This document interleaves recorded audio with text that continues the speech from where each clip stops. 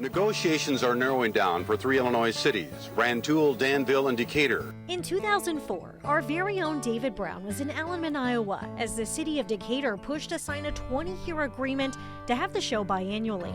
We want to put a semi-permanent site somewhere in East Central Illinois, Decatur being one of those sites as a finalist.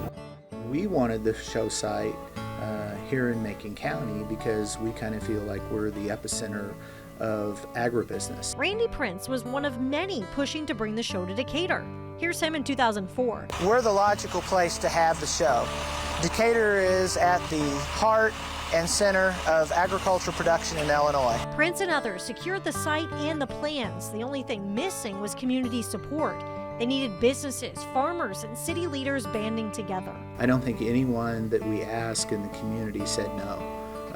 Everyone in Decatur, Macon County that we asked to step forward and step up and help with the process said yes. Prince recalls in 2004, 70 different companies and organizations stepping up. Gail Saunders, the president at the time of Richland Community College, helped bring everyone to the potential site. You can say that we created a campaign that said, hey, Decatur, we like it here. We invited all 70 of those companies to be there, and we lined them up like a receiving line, and they said, hi, my name is so-and-so, I'm from such and such company, and we're going to provide X. If you ask Matt Youngman, who is still the show director, he and his boss will tell you that they had to come to Decatur because Randy Prince wouldn't let them go anywhere else.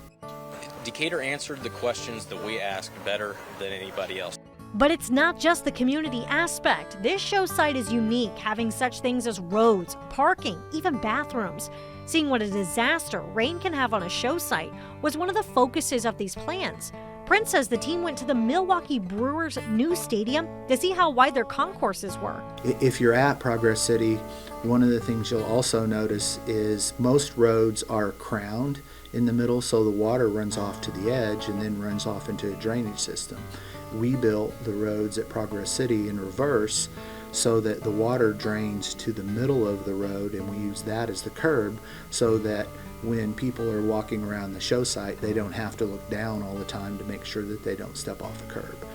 And when those gates opened for the first time in 2005, excitement filled Progress City, USA.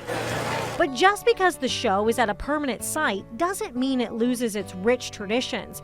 Rick Wild, the Farm Progress Show on-site operations manager, says it still embodies the same feeling of the early days. A lot of it is just still the attendees, so majority of your farmers, average ages are 60, 70 years old. So a lot of those folks that came to our early shows that were, obviously they were younger at that time, still attend this show.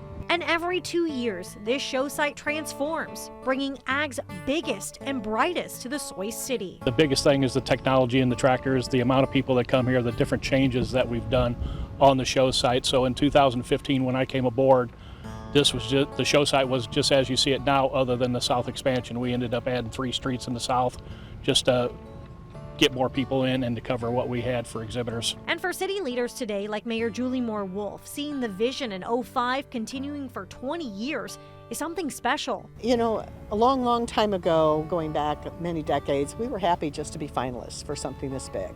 And now we're not. Now we want to win. And we won Farm Progress 20 years ago.